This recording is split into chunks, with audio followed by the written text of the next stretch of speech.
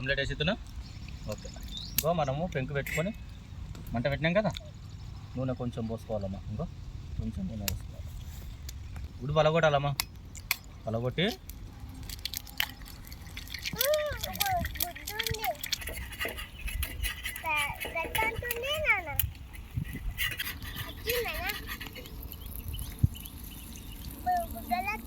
వస్తాయమ్మా, omelette వేసేటప్పుడు బుగ్గలు వస్తాయి.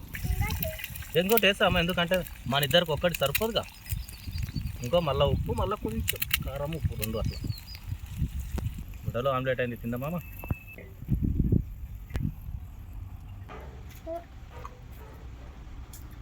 బాగా తిందామా, సూపర్, అదిరిపోయింది. నేను నీకు తినిపిస్తా, నువ్వు నాకు తినిపియా.